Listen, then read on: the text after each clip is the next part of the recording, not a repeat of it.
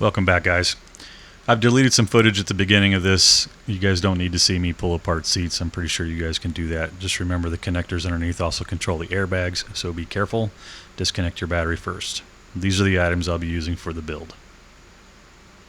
I'll be starting with the console disassembly. Enjoy. Alright, so the next thing is you got to pull the side panel off. Snapped in, start at the bottom, work your way up.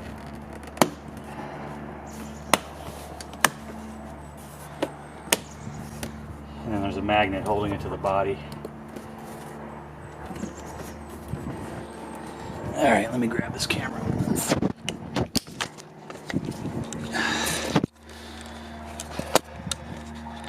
Alright, so now you've got two 7mm screws here and here. You've got two down in the coin tray below your switches or buttons, whichever you're equipped with. You got to pull the rubber mat up. And then you got two in the center console box. Those are 10mm. You're going to want to use a deep on those. And you may need to pull this up. This is held in by snap rings or snap clips, but it may separate. See how mine's separated there? So I'm gonna have to put some little clamps on those and glue them before I put this back in. Not a big deal. You never see it. I mean, it's way below flush and it won't come loose once you clamp it. It looks like they're plastic welds where they put the two pieces together. So, you know, fuck, it is what it is. Anyway, try to snap that up. Good luck. If it snaps, separates, and some glue. A couple little clamps, let it sit for an hour. Alright, I'll be right back.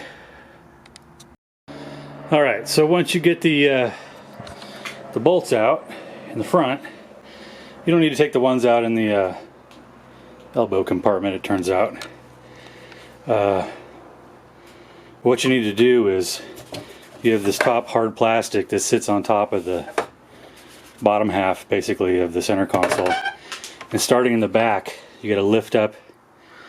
You got to lift up your storage compartment, and then you use a little screwdriver, flat blade, and get it in here and pry straight up towards the headliner. And these same plastic snaps that hold your trim piece on your dash are the ones that hold this in. Let me flip it over. So you're working at getting these two, start from the back and work towards the front. So you're working at getting these two, and then you got two more, and you can get those from inside the storage and kind of pop up at those corners, and then the rest kind of pop up on their own once you pick up on the whole thing. The two in the front are a little bit, if you'll notice, they're straight up and down there, and they're a bit of an angle. So once you get these back two ones to pop, you pull up, these two will pop here, and then you kind of pull it a 45 towards the back window headliner area, and these two front ones will pop out and the whole thing will pop off. And then all you got to do is just kind of work your e-brake handle through it as you pull it up from the back, pivoting towards the front. Kind of a pain in the ass. If you've got the illuminated cup holders, I don't know that all of them come with them, or mine's a premium car. I don't know. You got two electrical connectors. They just have a little pinch tab on them, so those pop right off for your illuminated cup holders. And then you got to pull, as I mentioned, the center cluster out.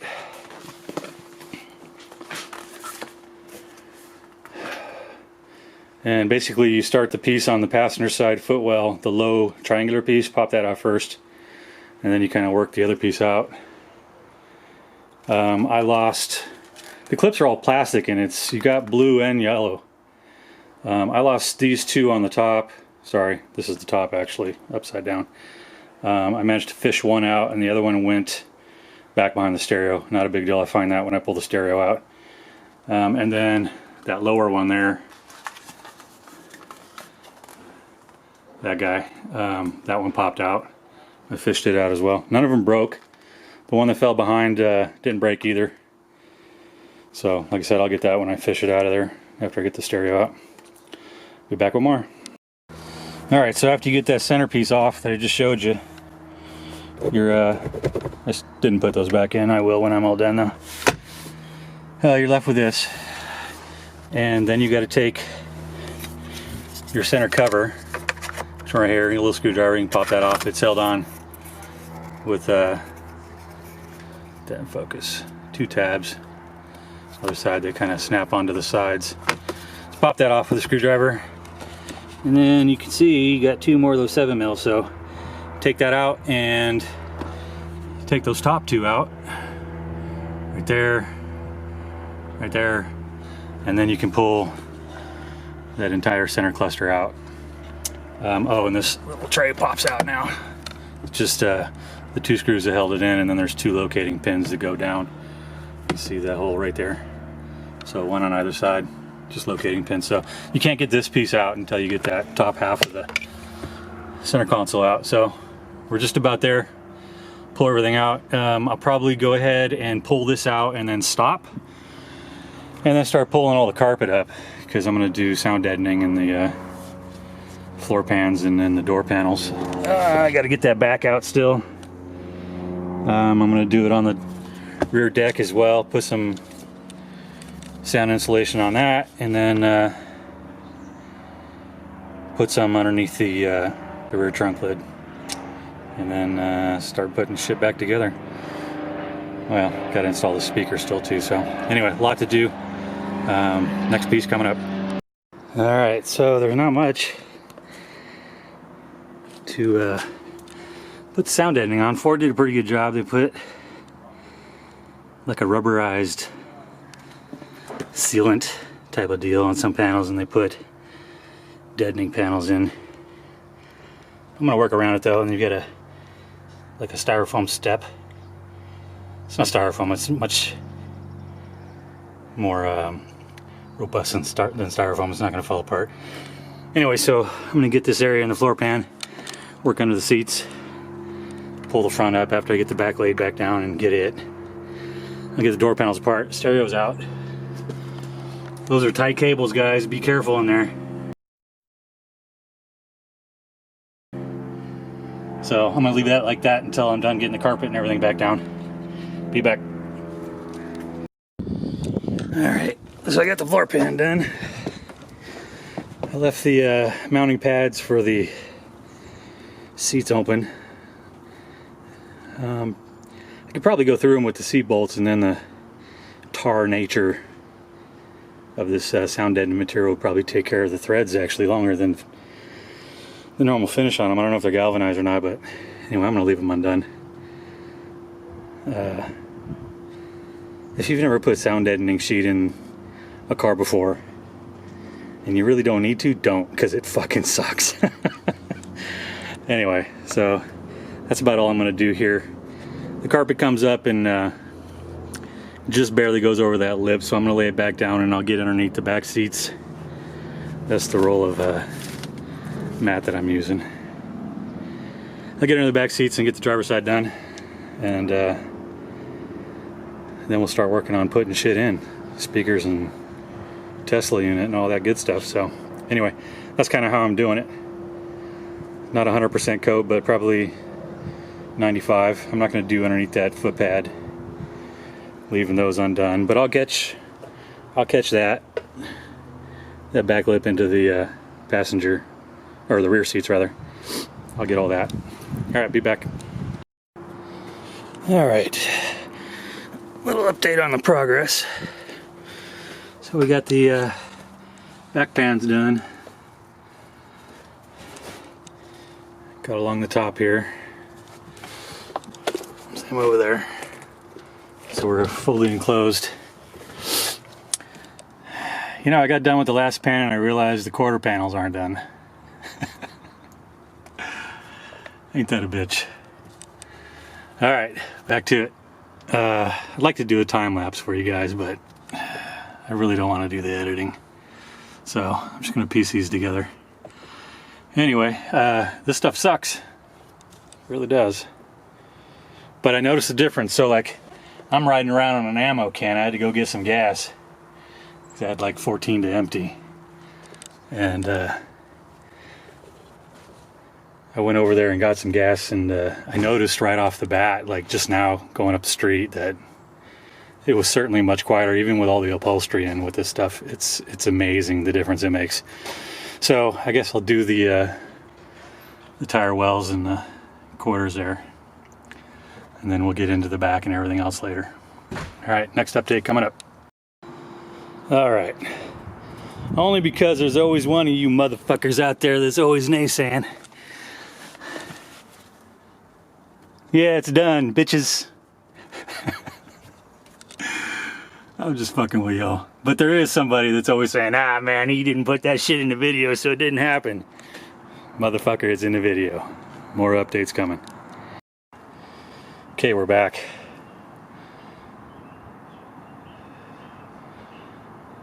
Door panel's off. I'm gonna do the sound dampener on it. To get the door panel off, I'm not gonna show you because I've already got it off. 2 7mm bolts from under the panel. They go into these 2 white mounting blocks. This is the passenger side of the car. Then you gotta pry up the switch panel, which sits right about there. Right? Pop that up. Uses those plastic spring-loaded tabs. 10mm bolt behind that. Then you got to get this backing plate out from behind the door handle, and once you get it out, there's a 10 mil again behind it. You're gonna have to use a pick or something like that to get it.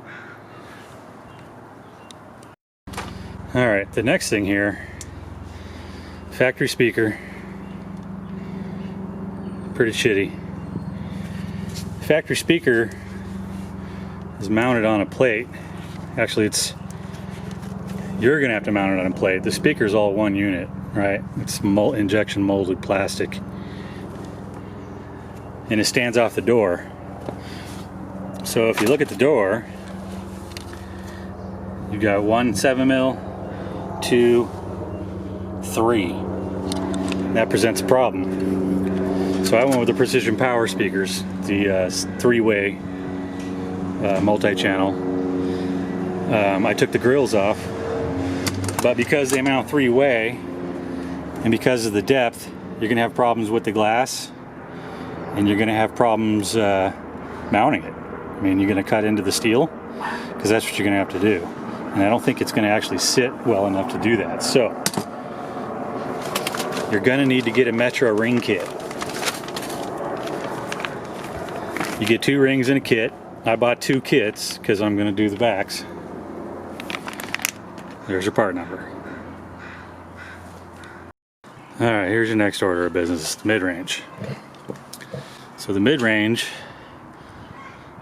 is mounted with 2 screws. They are Phillips, and they're covered with goop, so you might want to scrape that shit away. It's like I don't know, you can see it on the threads. Just nasty shit. Keep it from there, or keep it from backing itself out, I guess. Alright, so your connector here, factory connector, goes in right here. Yeah. And then there's 3 bolts, 7mm, 7mm, and 7mm under there. Yeah? Alright, so when you get this assembly out, you're going to have to do some soldering. Unless you're one of those electrical tape twist motherfuckers, then you should probably go watch somebody else's cheap shit video, because that's not how we do it around here. Alright, let me get this situated. So I've got it pulled off. You're going to have to do some soldering. I'm going to have to take that off there. And I'll leave the wires on the speaker. I'll take them off here, because the plan is if I ever get rid of the car, I can just pop everything back in. Factory wiring, plug them back in, put the factory shit back in. By the way, when I was saying earlier I went to go get gas, you can't start your fucking car unless you have the top piece of your console in, and you plug the one plug out of the 2 in here that goes to the emergency key fob activation, which is underneath the panel, the rubber or the rubber bottom, I guess, in the cup holder. There's a dent there. If you didn't know about it, if the battery in your fob is dead, you can still start your car by getting into it and lifting up that rubber mat in your cup holder and sticking it in that recess. Anyway, so you got to have that plugged in or the car won't start. So, all right. Sorry, off on a tangent. Just struck me. So I'll desolder those. Now the other problem you're going to run into, here's the mid-range with the precision power kit I went with, is the diameter. It doesn't have the ears to go out. It's pretty, it's going to be pretty tight, so I'm going to have to put those screws in real careful, like on the outermost dimension to grab this plate. So this should work. We'll see. I'm not wiring everything, like this is a 2-day project, so I'm just placing speakers today, and then tomorrow I'm going to get everything wired up and running. So plan today is get them placed and get the doors sound dampened with the same shit I put everywhere else in the car. Still got quite a bit left on the roll. Roughly half. It's probably about a third left. It was 50 square feet. Fun shit. Still haven't put any of the car stuff back in, upholstery wise. So, all right. So that's where I'm at. Just wanted you guys to know you are absolutely going to need this Metra kit. There's the part number again. Or you're not going to get your speakers to mount. And you're still going to have a little bit of difficulty with the mid-range. And shit, I ain't even messed around with that one yet. We'll see. Alright, got the A-pillar out. It's kind of a bitch. You gotta get 2 snaps out. Up at the top. And then angle that fucker towards the rear view mirror as best you can and reef on it. These 2 clips here slide in, lock in. Kind of a pain in the ass to get out. So here's what we're looking at inside. It's just kind of snapped in there. Got a high pass filter on it, cap.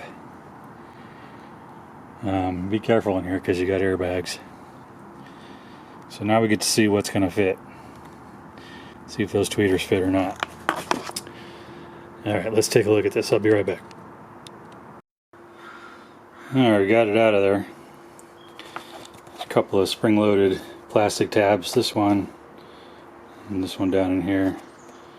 You gotta get this one loose, that one loose, and then there's another one over here holding it too. Once you get these 2 off though, you can start wiggling it out. Alright, so it looks like we got a problem. On the right's our factory tweeter, and on the left is our aftermarket tweeter. Now this one's got a housing on it, but I don't think it's made to come apart because it's a ribbon tweeter versus a silk, or I don't know what that is. Anyway, I think I might have to take that fixture out that they plastic welded in on those 3 pegs. I think I'll just scrape those pegs off and figure out somehow to mount it that way, because I don't want to cut that, though it looks like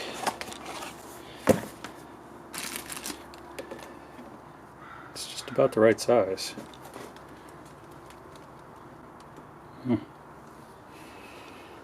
Decisions. Alright. Not as easy as plug and play, guys. There's a work to be done on this.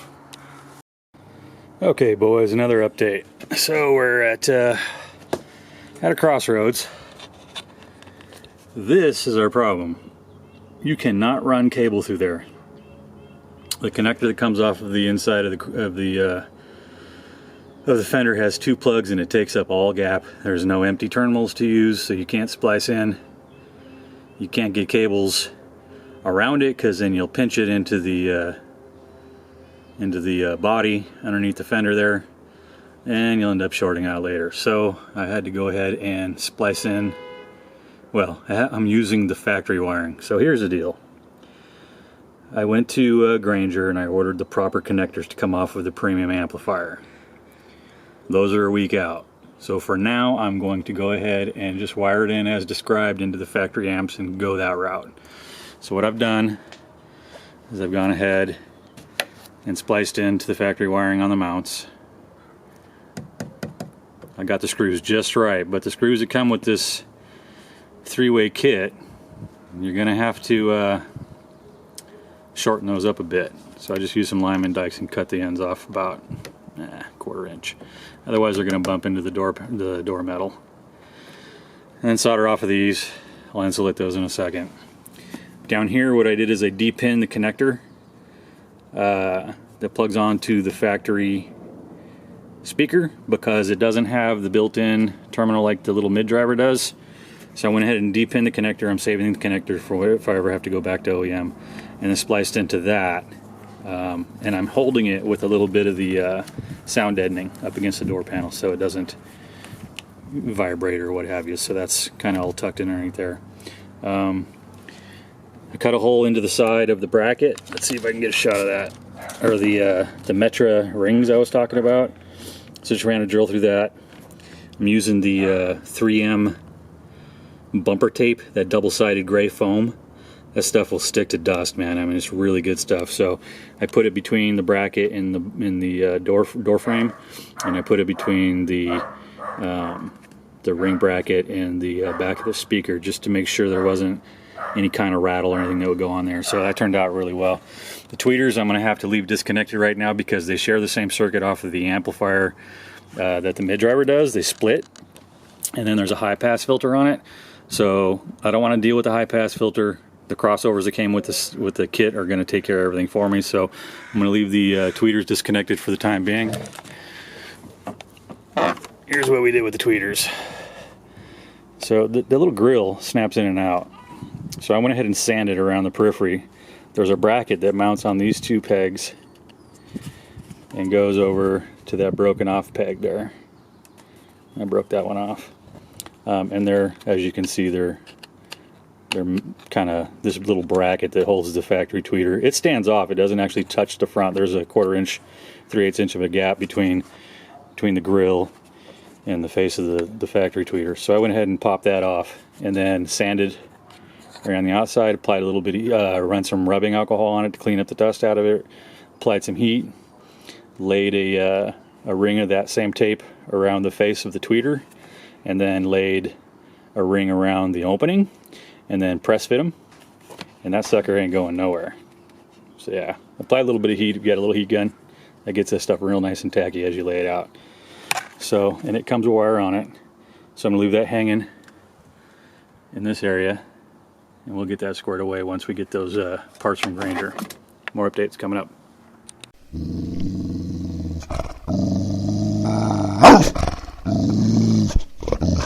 And then this happened. I plugged in the unit and discovered there was 2 defects in the screen. You'll notice the brownish and the purplish color line running from left to right. 4 weeks later, we have our replacement. All right, that sucked.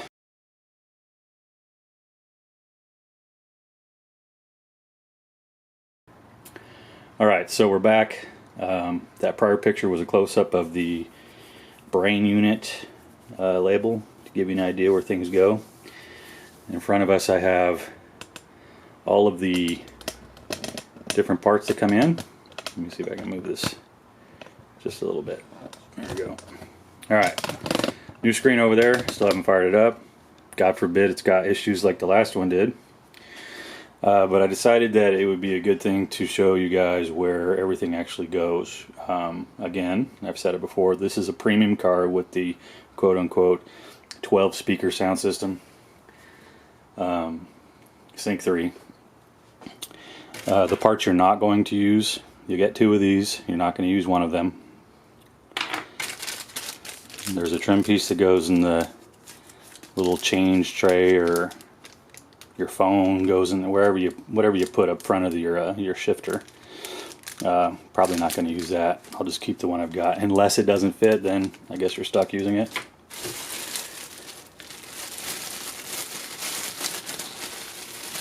You have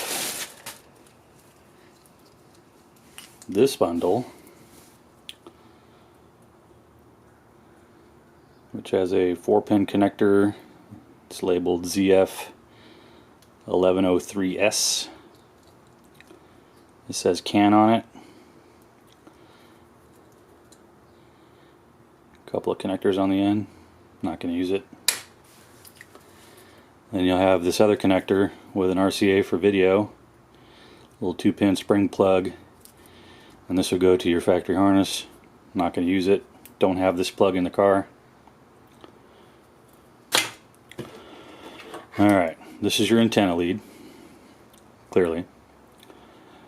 And this has got the snap connector for your factory blue plug. Your blue plug comes down from the opening in the dash upper right corner. And then it's got a remote turn on for auto antenna, amplifiers, etc. I won't be using that plug, even though I am running an amp. That'll be later in the video. So this you use. You've got what, 5 factory harness plugs minus USBs and antenna leads to Sirius, to the radio antenna, etc. In the top section you have one that's got a big latching gray strap on a black plug. The strap kind of pivots and locks in place. That's where you're going to pull your rear view camera source. That's this guy right here. And the only thing you're going to be using from this plug is the RCA. And this is for your rear view camera. And it's marked. I don't know if you can see that. Focus, you pig. Alright. So this attaches on the car side, but it will connect. Let me pull these aside. Keeping that one. So, your camera input. Reference this picture I took earlier. Alright, so let's break down how this all works.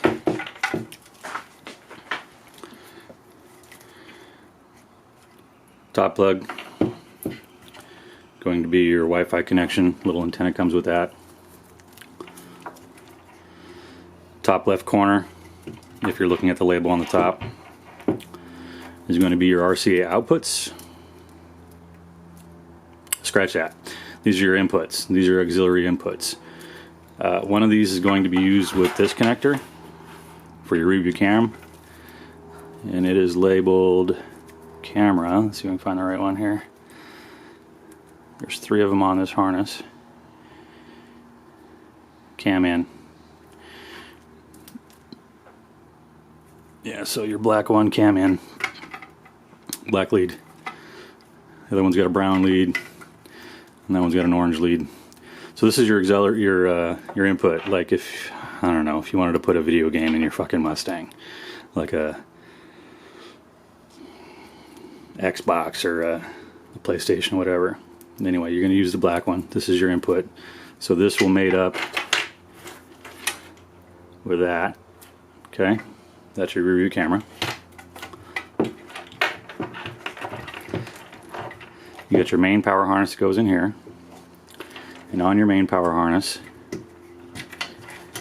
you have this little, now my last one was brown, this one is kind of a violet, pinkish, purplish, whatever color you want to call that. So this is part of your main bus, your main power harness. This is your CAN. This is what talks to the data bus. So this goes in position 2 along the top from left to right, right? That goes in there. Position 3 is not used.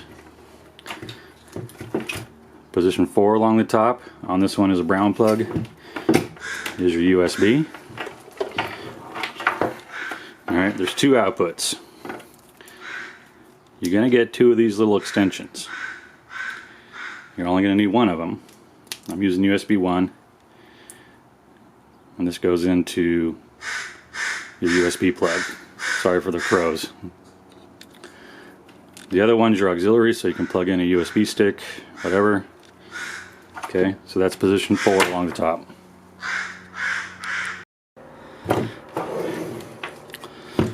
Then along the bottom you got 4 more locations. Pull that up. You're only going to use 1 if you're using an external amplifier. Now these things will work with your factory amplifiers. I'm not going to be using them. you'll see later in the video, I'm actually went to an online site, which I'll put in the description below.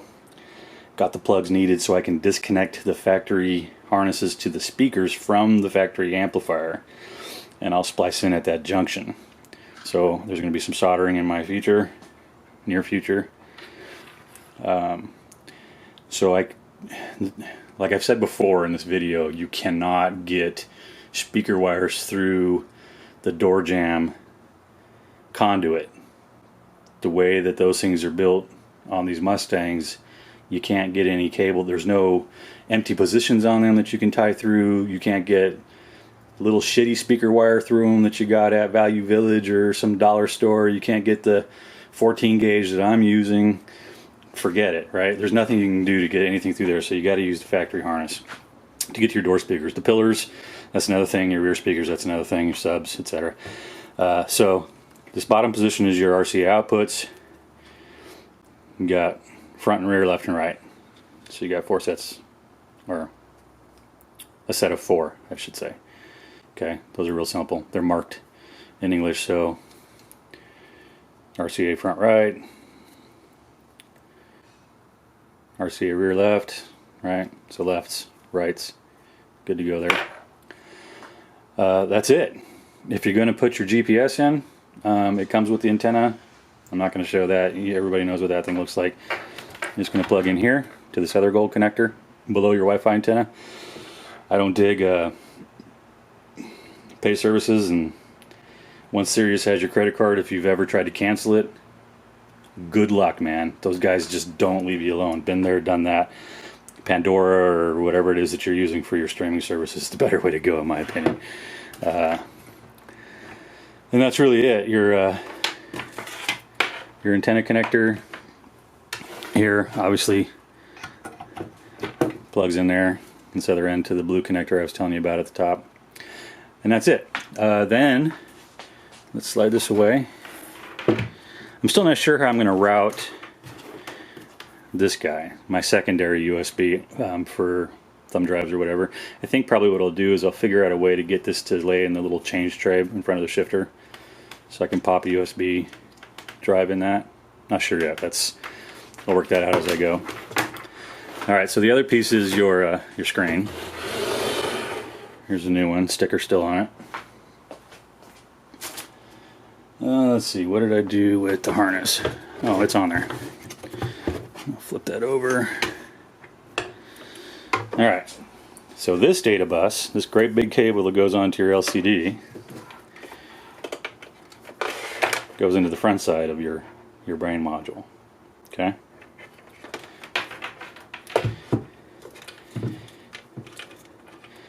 These 2 connectors from your brain module on the main harness are going to go to your top 2 connectors in the opening in the dash.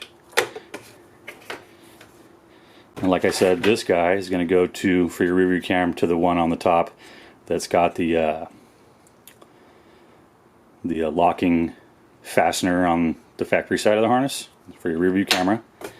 And then the 2 factory harnesses that go from the bottom of the opening in your dash are going to plug into your LCD here. Pretty much it. Don't think I'm missing anything. It's the RCA set I'm going to use. Pretty nice set. New concepts. Yeah, I think that's focusing. Pretty solid. 1 cable. I knew when I bought this cable that there wasn't a subwoofer output on this setup. So my amplifier, fortunately, is a 6-channel amplifier, and it has the ability to pull its signal internally from the front and rear 4-channel section, and then cut the crossover for sub output through its own internal system. So I'm not going to need to use my my filter. Where's that thing at? Let's see. Hang on a second. Let me see if I can find this thing. There you go. It's an Audio Control LC6i. Usually they come in black. I actually use this in another car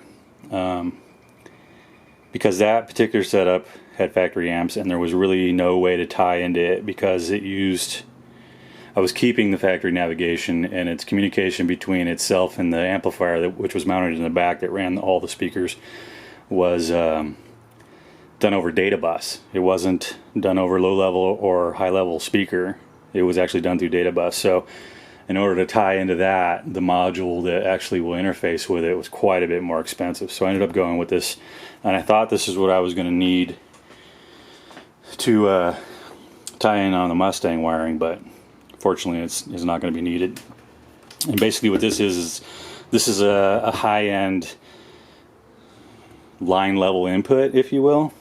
So basically the outputs from your amplifiers will come in speaker wire, yeah, and then, you know, it's power and it's remote turn on, and then it would output that signal it got into RCAs, and then this would go into the amplifier to power it. So a lot of amplifiers nowadays have basically this kind of setup built into it, where you can run speaker wires into it or RCAs into it, and you kind of kill two birds with one stone. But this is a really nice way to do it, because it also gives you trim controls for output, so you can set your amp's input properly. So if you want to run 4 or 5 volts into your amp, this, you know, you can adjust all this here, and it's got LEDs that help aid you with visual clues as you're adjusting each channel. It'll peek out, you know, you'll have your main channel, and then it'll give you a maximized light here. So really good device. Probably might come in handy with the lower model stereos that come in the Mustangs, but the premium, not really going to need it in my particular setup, because I'm running an external amplifier that's got all the stuff in it that I need. And since this unit aftermarket has RCAs, good to go. So yeah, that's not going to be needed. Quick update. So I've got it in, and I wanted to make a correction. This blue guy is not your FM, well, I don't know about AM, but it's certainly not your FM antenna. Probably the XM antenna, which is up here underneath this trim with that piece of shit center speaker. If you have the premium sound, there's a speaker here, which is a mix of left and right channel that the amplifier creates.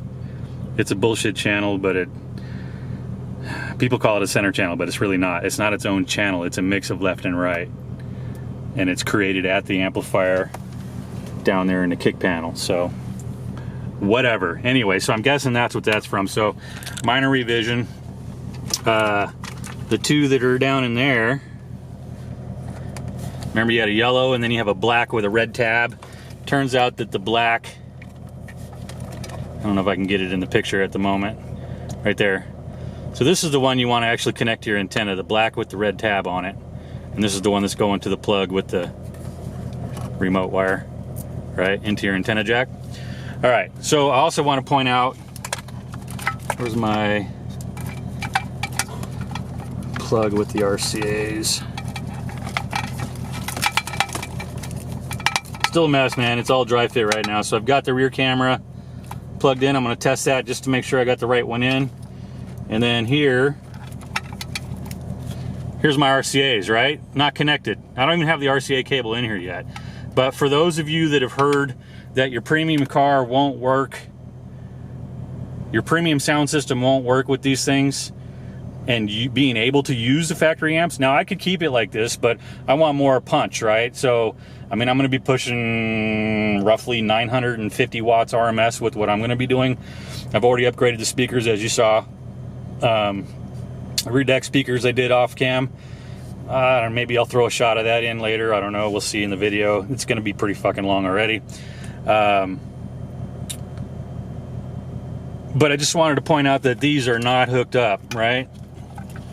So the RCA cable's not hooked up. I got a premium sound system, so let me wiggle this shit back into place, sorta. I'm just gonna set it in there.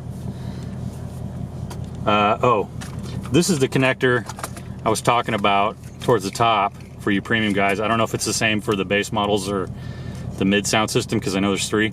This is the one with the latch I was telling you about, where you got to push this little black tab down, and then this gray arm swings out like this, and it will let you disconnect. This is the one that you're getting your rear view cam from. That's the only thing you're getting out of this big ass harness, okay? So not used. I'm guessing that's the XM Sirius, and Everything's hooked up. The car's running, so if you can hear the exhaust in the background, sorry about that.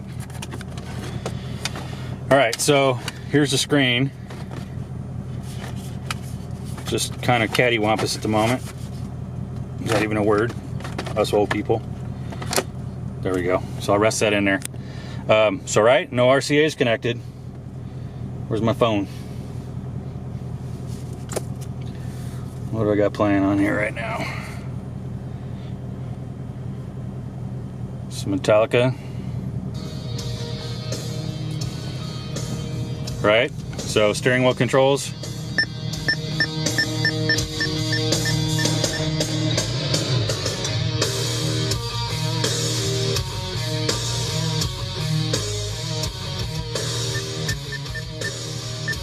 Of course, now I got copyright bullshit going on. I'm gonna have to put fucking credit for these assholes.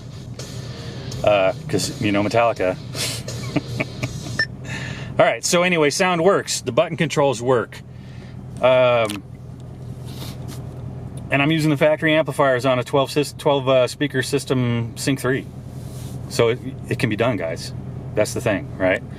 Now I'm gonna give you a couple of codes. And I'm not going to give them to you visually, I'm just going to tell them to you. So I'll make a mark. I'm probably going to make bunches of marks in this video down in the comments so you have shortcuts. These are the two codes you're going to be needing to get into all this secret shit that's in here. You go exploring, and you're going to find in settings, you're going to run into all kinds of stuff that if you dig, you know, you're going to be able to find all this neat stuff, right? And you're going to need two codes. And the one that's really available for everybody is 8861. 8861.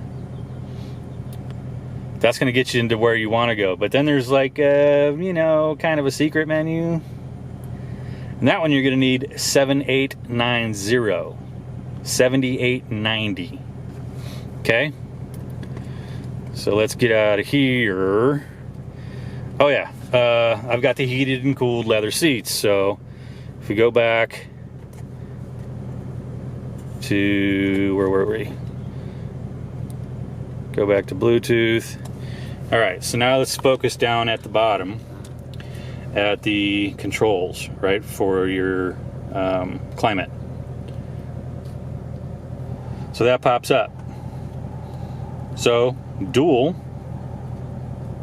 works. Auto AC works. You heard the fans kick on. Heated and cooled seats. There's your hot with the picture of the sun next to it. Will cook your ass. 3 settings just like you had before. And then you get your cooled. 3 settings like you had before. And off. Recirculation. Max AC.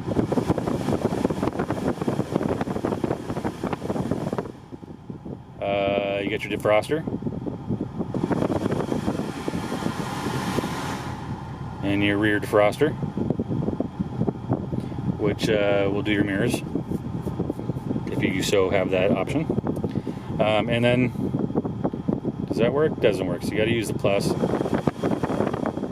the minus. All right, so it's on dual. We got 71 degrees. I've got it set at on both sides.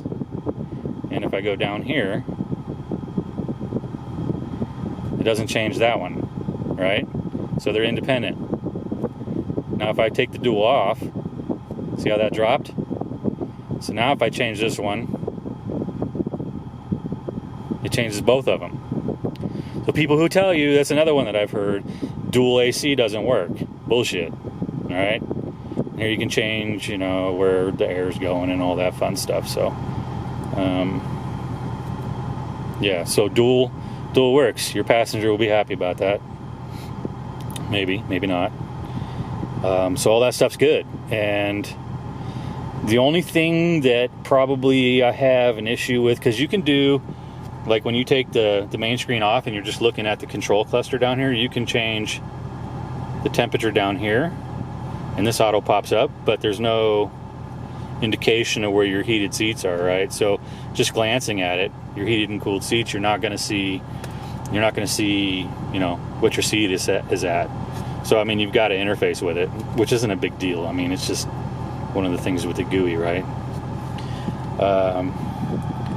And then there's, you know, there's a host of other things in here. I'm not going to go through all of this stuff, like video,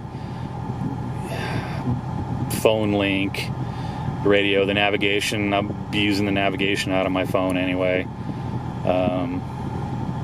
DVR functions, if you want to add into the auxiliary inputs, you can actually hook up, you know, cams, front, rear, sides, left and right, and the DVR function will record.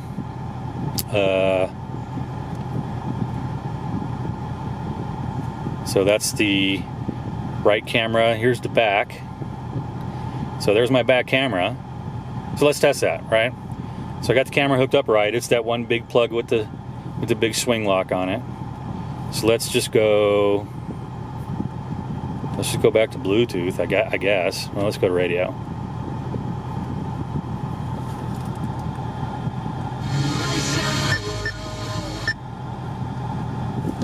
All right. So I'll take this. Let's turn that off, actually. So I'll take this and I'll go into reverse. There's the cam. If I turn the wheel, see the lines turn with it. Sorry, let me switch hands here. So all that shit's still in there. Right? See how they kind of fade out? That's kind of cool. It's a little different.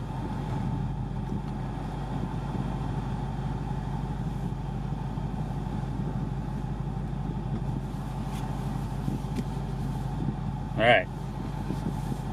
So I think we're good to go there. Got the cam hooked up right. Out of reverse. Good to go. Let's see. There was something else I was going to show you too. Yeah, let me just cut it off here. I'll come back when I remember. All right, so I guess we're pretty close. The one thing that I did remember I wanted to show you guys was the version that this particular one is running on. So let me see. We'll get into settings, more settings, and we'll scroll down to about device. Push it. And you'll see this one is running 7.1.1.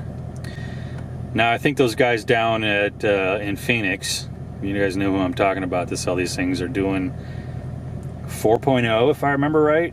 At least they were. What's today? God damn. It's Wednesday, June 20th, 2018. So Wednesday, June 20, 2018. So I don't know what their status is currently, what they're actually putting in their units. I had super bad customer service from those guys before I purchased. I had a question. They got back to me. They said, I had a question about whether it would work, right? The same question everybody's got. Will it work with my premium system? The reply was, send us a picture of your Sync 3 system now, with the buttons and the, you know, the switches and shit, all this stuff was in this area that's all gone now, and we'll let you know. So I sent two, lit up and turned off, just in case they had any questions. I made sure when it was lit up I had the cooled and heated seats going, either or on each side. And I was waiting for a reply and I didn't get it. So I waited a couple days, and I'm, you know, typically a pretty patient person initially. And I gave him a couple days, and then I sent an email and I said, I sent you guys a reply a couple days ago, you know, still waiting for confirmation if this will work, and didn't get anything back. Waited 24 hours. You know, we're midweek at this point, because I did send the pictures on probably a Friday or a Saturday, so that's cool. You know, I gave him the thing and waited till I think it was Tuesday when I replied initially and said, you know, I sent it a few days ago and I haven't heard back. And then I gave him 24 hours and hadn't heard anything. Wednesday I called them and I got a gal who picked up the phone, and I asked for somebody that, some tech support that can confirm whether or not their product would work in my car. And I was flatly told that all of the installers were out installing radios. So now I'm like, okay, but isn't there somebody that can answer the question there? And she says no. And I go, can you confirm you got my email? And so we went through the whole rigmarole of my email address and my name and all this crap. And she got back to, oh yeah, I see it here. I see it here. She goes, as soon as I get back for the day, I'll have them look at it and they'll reply to you before 9 a.m. or before 10 a.m. tomorrow. So this is going into Thursday. Nothing back, right?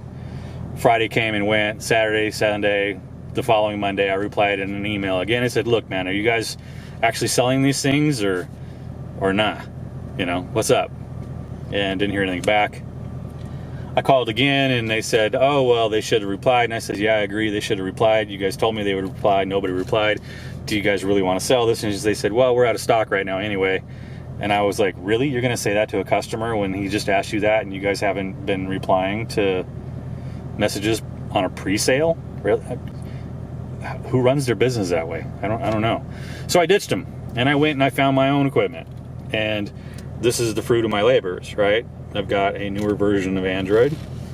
The actual one that was bad that I did the snapshots of earlier with the horizontal lines in it was actually 6.0. So my replacement's 7.1.1.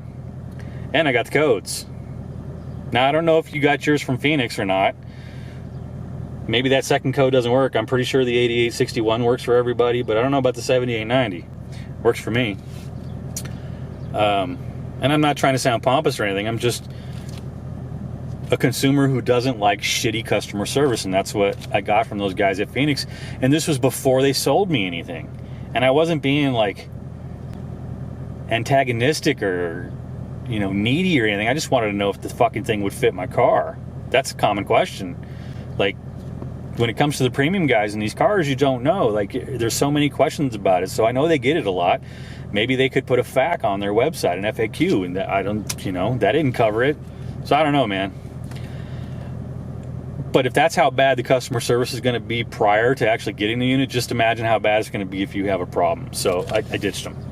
Now, my wait time between the bad unit I did get from the folks over in China, which is where they all come from, so let's not go bashing China on these things. If you're getting one, guess where they're made. Doesn't matter if you're getting them from Phoenix or not. They're coming from China, right? And those guys aren't very forthcoming with the information. Now, that's third-party information that or third-party rumors I've heard that those folks in Phoenix don't like giving up the codes. Well, that's what I've heard. I don't know that. I'm just telling you. The guys I got this from, very forthcoming with the information. Just got it. Not a problem. Their support, considering they're in China and I had to ship a unit back, which they didn't make me ship to China, thank God. I sent it to New Jersey, which saved a lot of my freight. Cool. Didn't have any problems. There was no feedback, like negative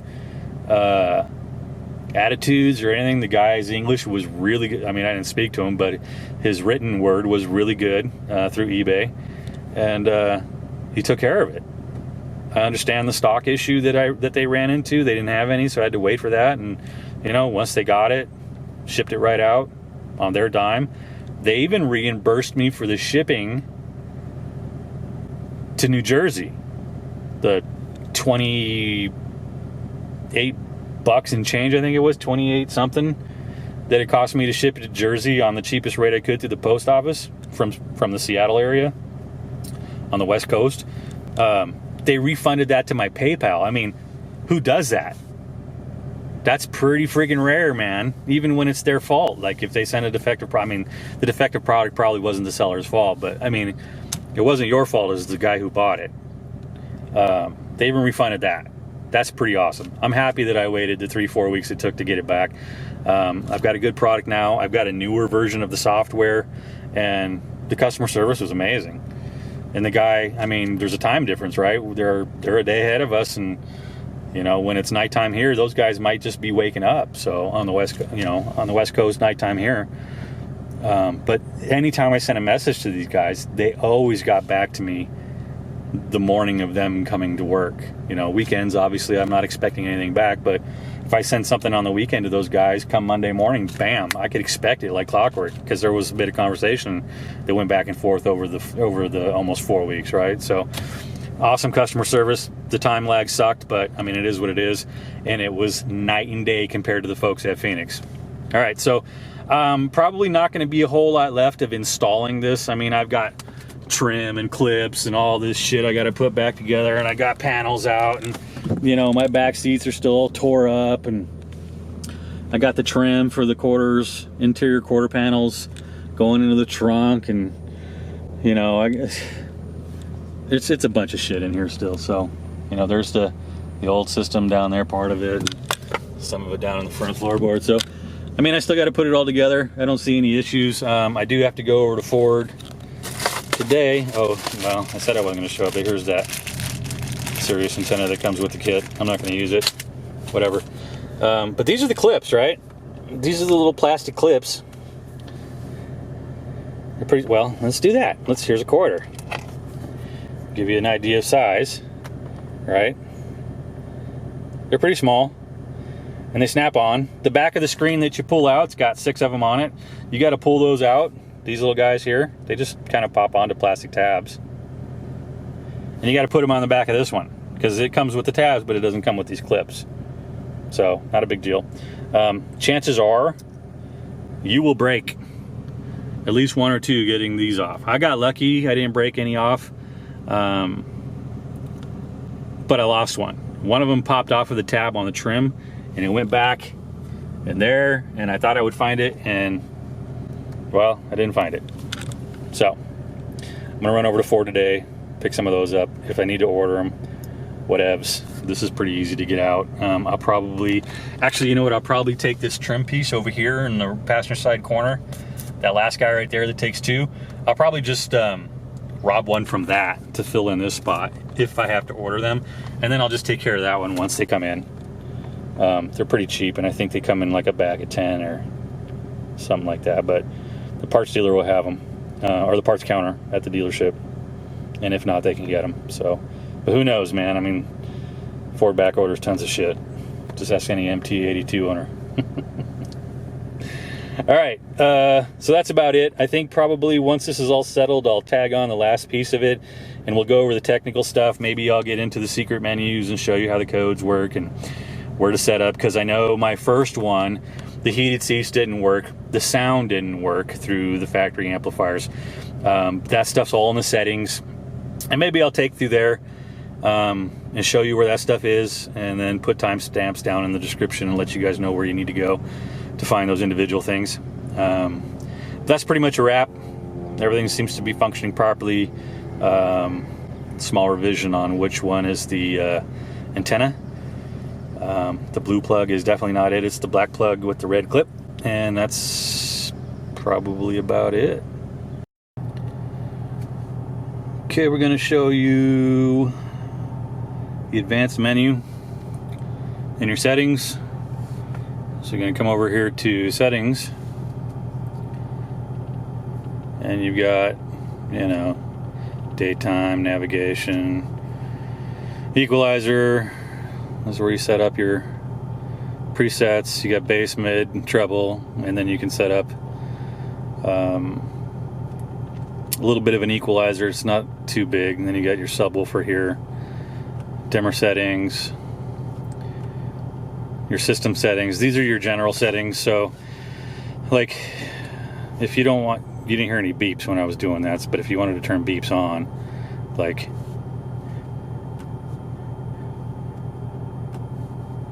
you could go, see, did it save him? Doesn't appear to. So go back to system. Oops, sorry, camera was a bit low. Touch tone, this is where you turn that off if you don't like the beeps. Nav, local nav, auto run it, parking guidelines, the different cameras that you can go through, your auxiliary inputs, DVR mode, show your speed, warning sound, that's for like backing up, reverse mute, leave the sound on. I haven't played with that, I don't really know. Factory camera, so you want to have that factory. Unless your factory camera took a shit like they do and you put an aftermarket in, you may have to mickey around with that. This is where it's at in the system. Show temp. That'll show on the display. TV, color set, guidelines. Now the guidelines have two. I like the old style. It's more like the factory. The new ones are kind of wonky. You can play with that here. Metric or Imperial, I guess they call it, US. Sound attenuation. Show the altitude and compass. That's off by default. I decided I want that. Your nav volume over your whatever it is that you're listening to. And that's on a scale of 40, which is your max volume. So this is going to be about half volume. And then you can come into like your system version. Will show you specifics about that. Here's your advanced. Your advanced needs a code. That's your first one. 8861. Okay. Now you're into your advanced. So more of the same. I don't know what the hell that is. Speaker type, big speaker, 360 to camera, right peptide. What the hell? I don't know what that means. Reverse from OBD, plug-in radar if you are so equipped. The USB outputs, showing a logo, I guess, at boot up. Right side text, soft control, switch right channel. There's a lot of typos in here, but this is your advanced menu, and it goes through a lot of stuff, man. There's a lot more in here than there is just in your settings. There's stuff in here I just, you know, I don't know. I don't know what they do. Like, you can't watch video in motion, so that's the safe way. You can turn that off if you want to have videos playing while you're driving. Change air button order, steering wheel controls, Cadillac car type, Camry year. The software will work for a bunch of different cars, and if you look at these Tesla screens, quote unquote, you'll see that they're made for lots of different cars. So I wouldn't really mess with this if it's all working. Infinity, etc. Okay, so that's everything there. Radio zone, North America, radio data system. You want that if you want the screen readouts. So you can set this to different places. So that's your advanced. That's your advanced setting there. It's going to ask me for the code again. 8861. And then here. All right. So there is a secret menu, I guess, where the other code will come in handy. I'll show you that in a second. So people wanted to see how long it takes to boot. So get your stopwatch ready. Here we go.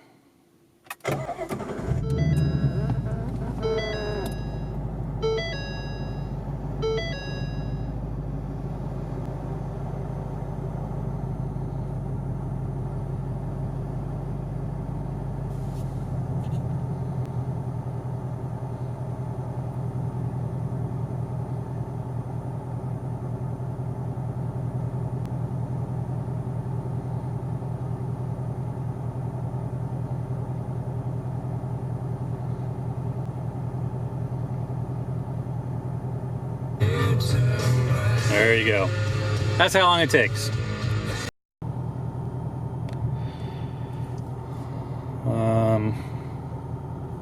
Yeah, so auto antenna frequency, a lot of this stuff is the same.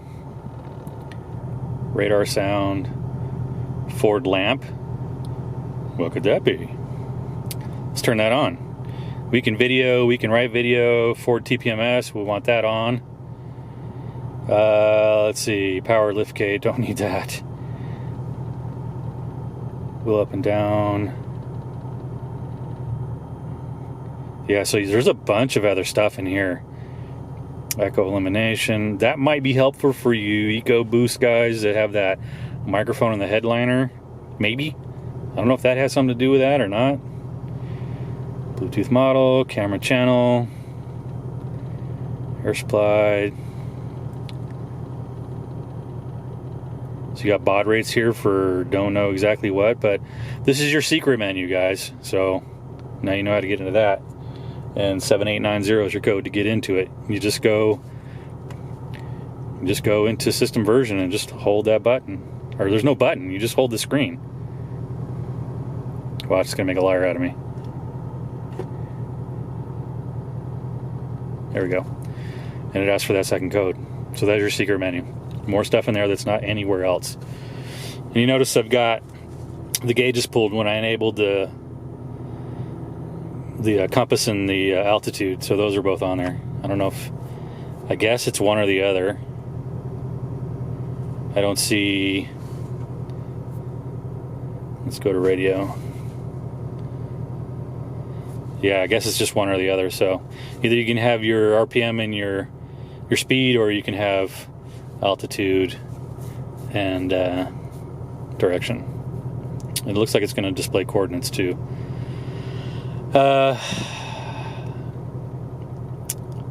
This stuff's going to work with the GPS antenna, though, I'm guessing. Maybe not the direction, but the altitude and the and your coordinates. That's GPS stuff, right? So you're going to probably have to hook your GPS antenna up. So I'm going to probably go back the other route. All right, so that's your advanced menu and your secret advanced menu. Oh, by the way, there's really, I mean, you get your hazard, your traction control, your driving mode, steering and driving mode, which I already had being a premium car. Not everybody gets the mode switch in their cars. Some of them have the 3 push buttons, and they'll do the same. Mode will work as a, for me, it changes my driving modes, right? So that interfaces nicely. But for you, if you don't have that, what will happen if you didn't have a mode switch and you just had the 3 push buttons before? This will change what you see up here. It'll toggle through your different applications, right? I think. So that may trigger you, it may not. My other one that was defective with the screens, or with the lines on the screen, that's what that button did. On my car, it also did my different modes of driving up here, but it also, at the same time, it would toggle this. So I don't know if that was an issue with 6.0 on the build I had, and they worked it out with 711, which is on this one, but potentially that's what that could do for you 3-button guys, okay? I don't think I missed anything. I mean, I probably did. I tried to make this as informative as possible. There's a lot of videos on YouTube. They're more and more as the days go by with these Tesla installs. Not a bunch for the Mustangs, the S550s. But the ones that I've looked at, which is, I don't know, 5, 6, 7 of them, kind of missed a few things. One video I got access to is hidden, so you guys aren't going to find it unless you know about it and have the actual link to it. So I took information out of that and out of some of the others, tied them into this one, and kind of did step by step. I really didn't see any of them showing what hooks up to where in the car. You'll notice on the images that I took, I've got everything marked as to what they are, also in the timestamp section below. I just wanted to be real thorough about where everything hooks up. There's a lot of things that are not connected, guys. Each one of those harnesses, I think, minus the USB ones, I think all of them have connections on them that aren't used. Whether it be just a single wire for illumination or remote amp turn on or remote antenna. There's tons of stuff that you're not going to use in here. And it's super confusing if you're looking at this and you're going, what the hell are all these wires going to? And how come I don't see anything to hook them up to? Well, you don't. That's the thing. Don't freak out, man. Everything I showed you over on the bench in the garage, all those connectors, all the plugs, the images I took of the picture of the plugs in the dash, those are all identified for you. It's really pretty simple. Just pay real close attention to where everything was hooked up on the back of the brain box. Those harnesses are there's only 4. A Wi-Fi antenna and the GPS antenna if you care to use it, because the one in the dash that's factory, it won't work. You've got to, if you're using XM you're gonna have to go through that process and put the antenna, and you really want to put it underneath this panel, so you got to pop that out. It uses those same clips. You got to put it in there so it actually works, and then hook it to the other gold RF connection on the back right below the Wi-Fi antenna. And that's it. So what we've got here is a harness that wasn't used. Now, I didn't need to use this on my install, but my understanding is that in order to get your gauges and RPM to work, or your gauges for your RPM and your speed, and your harness that goes to the connector with the gray swing arm on it for locking, if pin 53 and 54 aren't already populated, then this is the process that you need to take in order to get your gauges working. It's a small CAN bus type of hack. I got this from another member of the Mustang 6G forum. So basically what I'm trying to show you is this is the mating end to the factory harness. You'll notice there's 4 pins in it, and it's really hard to show on camera, but there are 4 little retaining slots, access slots to get into the retainers on those pins, so you don't have to destroy anything. Now, those little black slots below each of those 4 pins is very small, and finding something that will get into there is going to be a bit of a challenge. So here I've already got the 2 pins that you need out of that end, which are going to be the black and the yellow wire. They're the 2 center wires.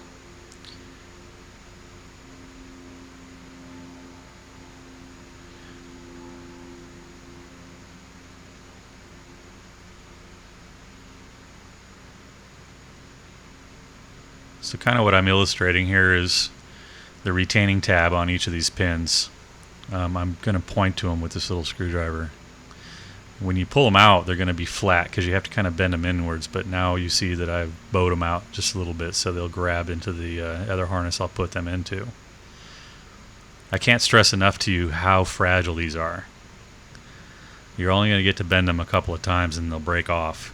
The metal that's used is not very ductile as far as being bent back and forth a few times. They will definitely break off, and then you've got that problem. So this is the smallest jeweler screwdriver I have. I tried using that didn't work.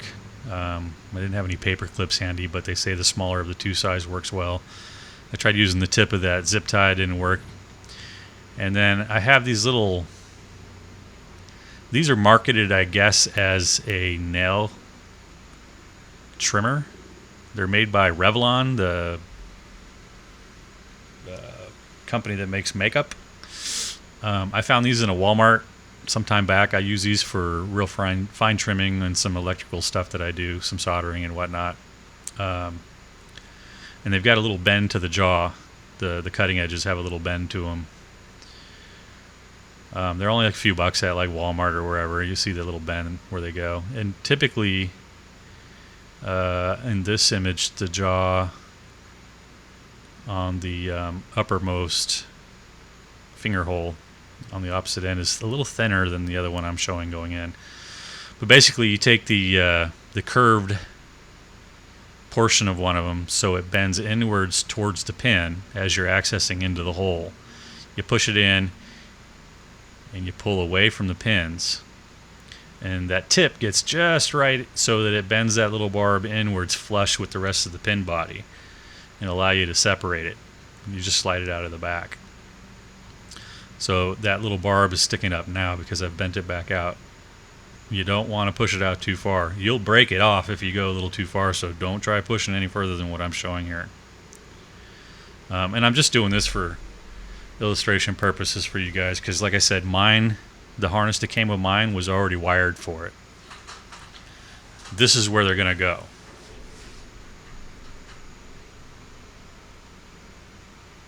Basically, the harness that you have with the kit, with the Tesla screen, you're going to have to mirror images. So I'm showing you the factory end of the plug to give you an idea where these things go. It's very, very fine print on there. I got a good macro shot here. You see 54 is molded into the plastic. You're going to want to take your factory harness plug that mates up to this and kind of reverse engineer it, if you will, where you put the pins into it so they mate up to these. 54s, the very corner pin, you're going to insert your black wire into. Make sure it locks. If it doesn't lock immediately when it goes all the way in, then you've got it in wrong. And it should slide back out until you get it to click into the retention mechanism inside. Yellow wire will go right next to it in pin 53. If you look closely at this illustration, you'll see that it's 3 rows of pins, the top row being 1 through 19, 20 to 36, and then your bottom row ending in 54. So that's where they need to go. The 4-pin female plug will plug into the back of your brain unit, and that should correct your issues with your RPM and your speed not functioning correctly on models that didn't already come with the harness pre-populated. Hope that helps you out. Have a great one, guys.